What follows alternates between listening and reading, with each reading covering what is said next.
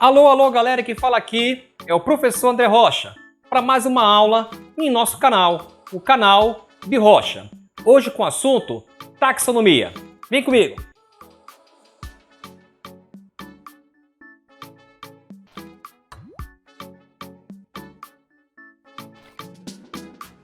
Vamos lá, galera, taxonomia. Então aqui, ó, a taxonomia é a parte da biologia que se propõe a fazer a identificação das espécies, a classificação das espécies e, finalmente, a nomenclatura desses seres vivos, ok?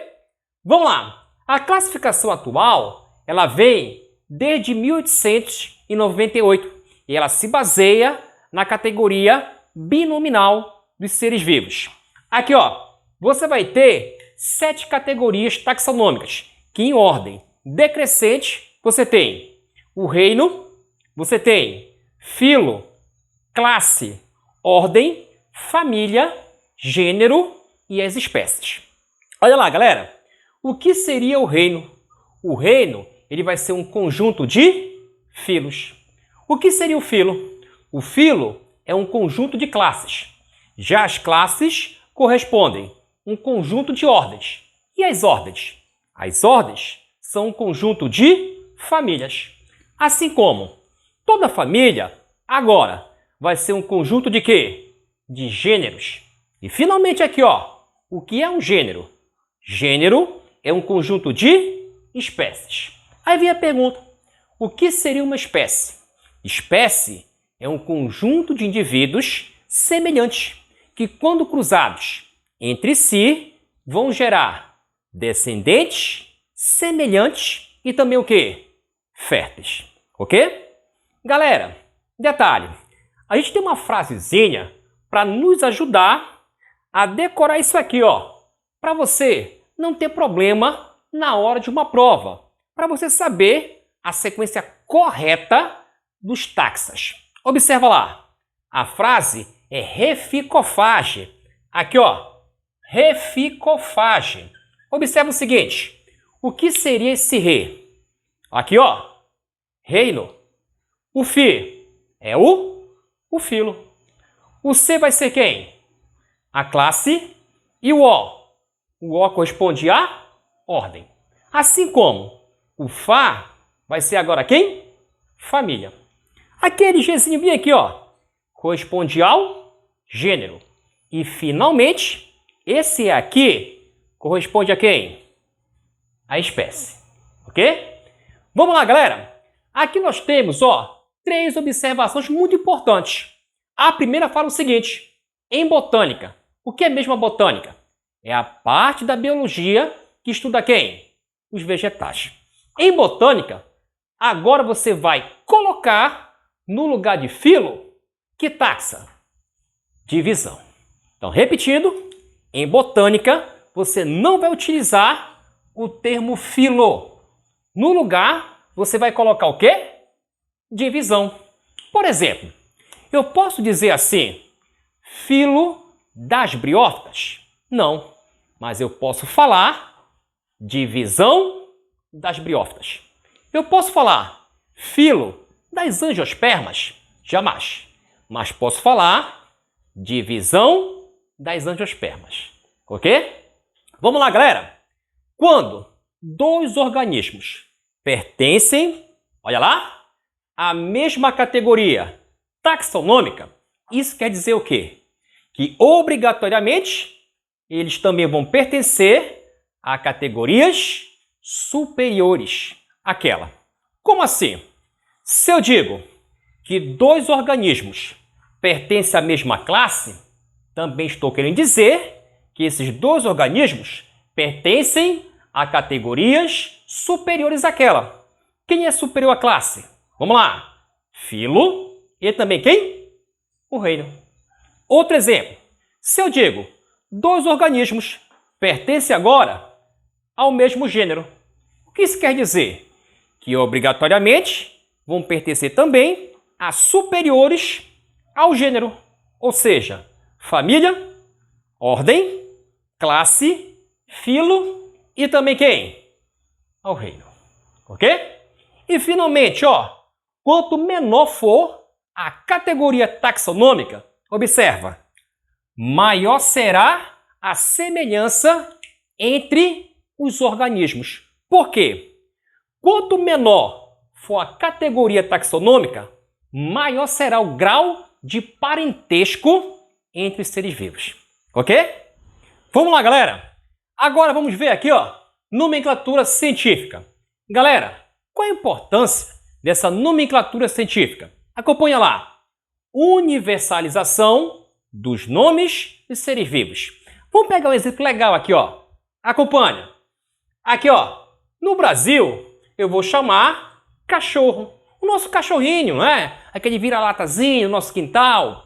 Agora, se for nos Estados Unidos, você não chama mais cachorro. Tu chama como? Dog. Na Espanha, você não chama cachorro. Você não chama dog. Você chama como? Perro. Então, gente, para evitar essas confusões com o mesmo ser vivo em diferentes lugares, em diferentes países, se criou uma nomenclatura científica, uma nomenclatura oficial. Então, este ser vivo, a partir de agora, ele será chamado como? Acompanha. Ele é o Canis familiares. Então, no Brasil, o cachorro, seu nome científico, Canis familiares. Nos Estados Unidos, o dog, seu nome científico, Canis familiares. Na Espanha, o perro, ele também é chamado Canis familiares. Deu para entender? Vamos lá. Primeira regra. Todo nome científico, ele será escrito, aqui ó, será escrito em latim. Olha esse exemplo. Euterpe oleracea. Repare que é o nome científico que está escrito em latim. Euterpe oleracea é o nome científico, aqui ó, do nosso açaí. Ok? Vamos lá, galera. Segunda regra. Todo nome científico, ó, ele tem que ser escrito em itálico, caso for em textos impressos. Deu para entender? Já sublinhado, se ele for datilografado ou se ele for escrito aqui, ó, de forma manuscrita. Como eu fiz aqui, ó, aqui no quadro, como eu fiz no caderno quando era estudante. Então, se for impresso aqui, ó, itálico. Se for datilografado ou se for manuscrito, será o quê? Sublinhado. Galera, um detalhe. Você pode sublinhar de forma separada cada termo. Ou se você quiser, você passa aqui, ó, um único grifo nos dois termos. Tanto faz. Beleza? Vamos lá, galera. Vamos ver agora a terceira regra. A denominação de espécie, ela vai ser sempre o quê? Binominal. Ou seja, ela será formada por dois termos. Acompanhe esse nome.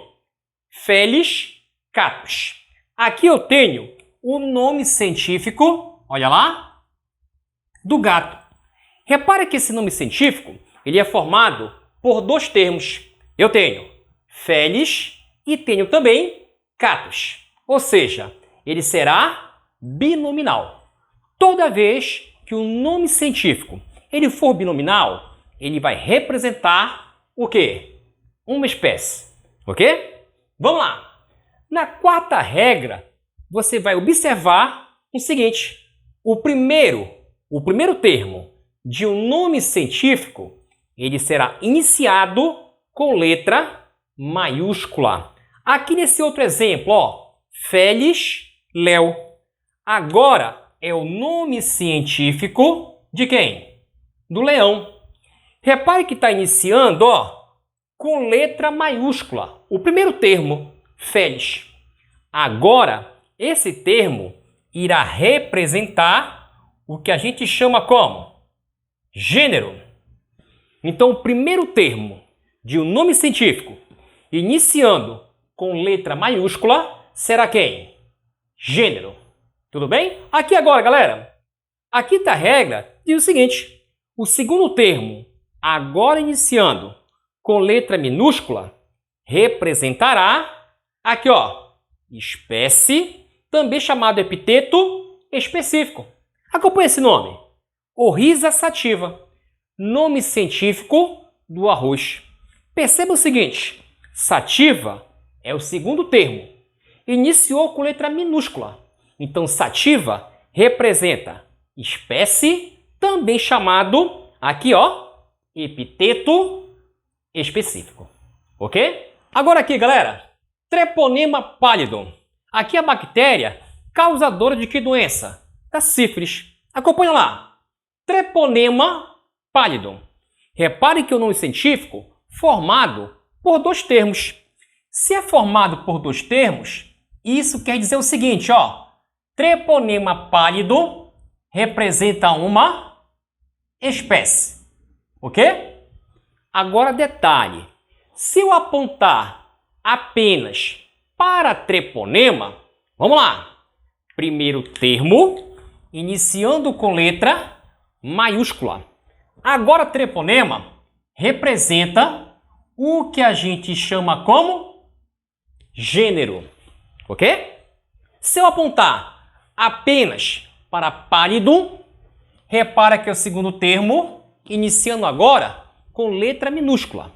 Isso quer dizer que aqui representa o que a gente chama epiteto específico ou simplesmente espécie. Ok? Vamos lá, galera. A sexta regra diz o seguinte, o uso de inicial minúscula, que é atribuída, acabamos de ver, ó, ao epiteto específico, ela vai ser facultativa. Quando? Toda vez que se refere a nomes próprios. Ou seja, aqui, ó, caso de homenagens feitas a quem? A pesquisadores ou pesquisadoras. Se for para um pesquisador, sexo masculino, você coloca, ó, terminando com i. Se for para uma pesquisadora, sexo feminino, você coloca a e. Ok? Olha esse exemplo, galera.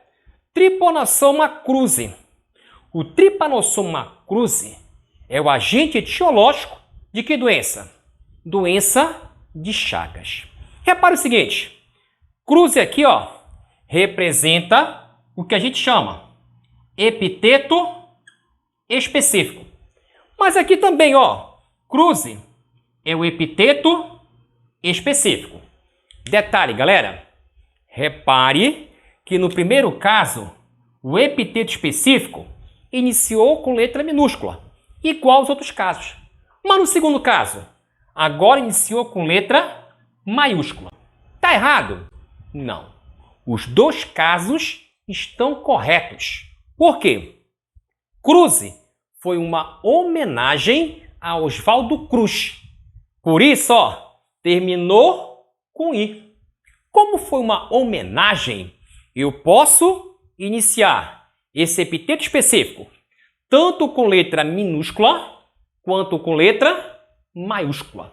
Então, nesse caso, as duas situações estão corretas. Ok? Vamos lá, galera. Mais uma regra aqui, ó. A regra 7. Subgênero. Repara o seguinte. Agora, perceba que é um nome científico, olha lá, trinominal. Por que trinominal? Agora, galera, é formado, ó, por 1, 2, 3. Agora o nome científico formado por três termos. Então não é mais espécie. Agora eu vou chamar como subgênero. Vamos identificar cada componente desse nome científico. Vamos lá. O primeiro termo, Aedes, olha lá, iniciou com letra maiúscula. Então Aedes representa o quê? O gênero. Já aqui, ó, a Aegypti começa com inicial minúscula.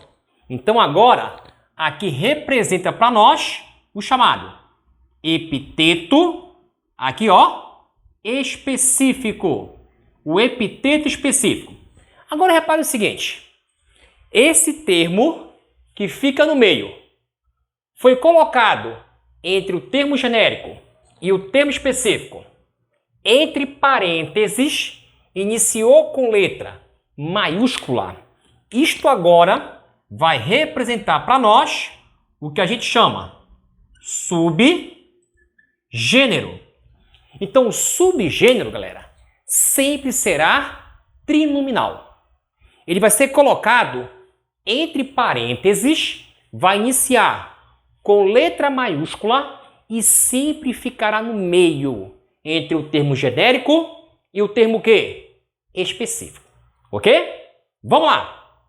Já a subespécie, acompanhe agora. Ela também será, assim como o subgênero, trinominal. Só que de primeira, você observou que não tem mais parênteses. Então, bora identificar cada componente desse nome científico. Iniciando por aqui, ó, Crotalus.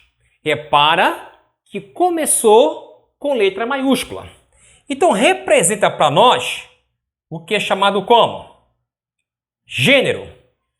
O primeiro terríficus, aqui ó, iniciou com letra minúscula.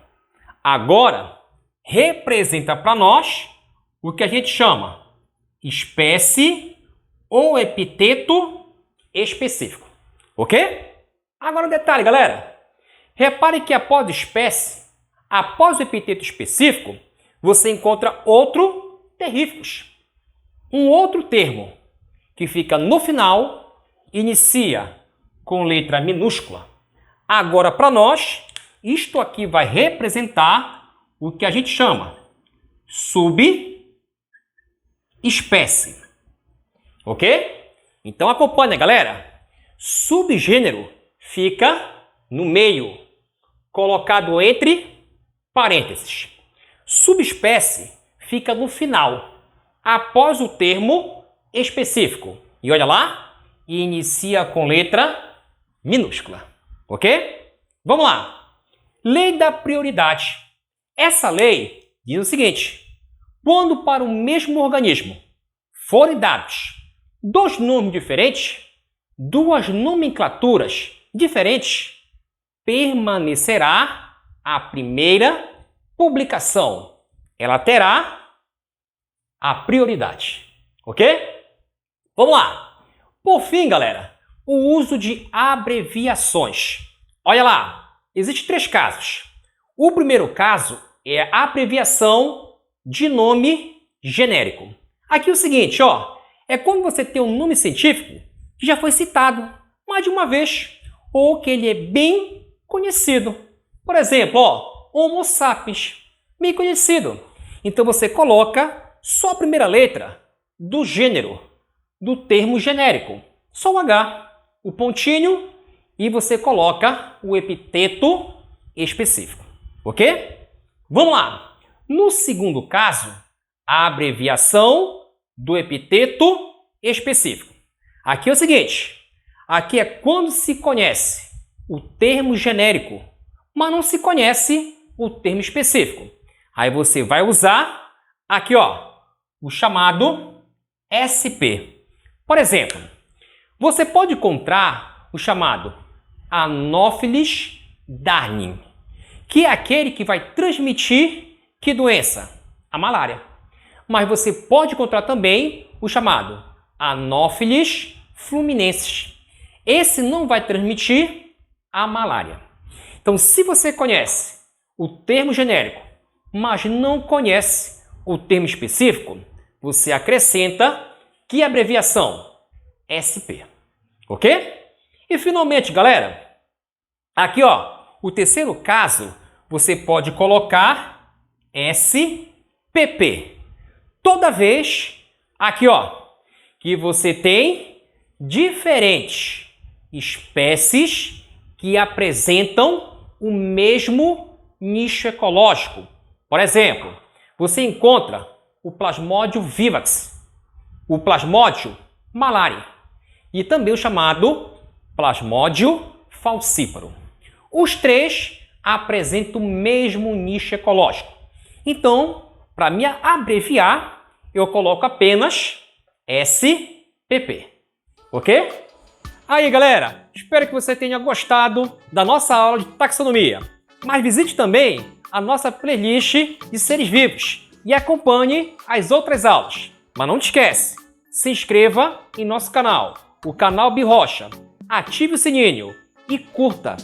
Galera, me segue também no Instagram, André Birrocha.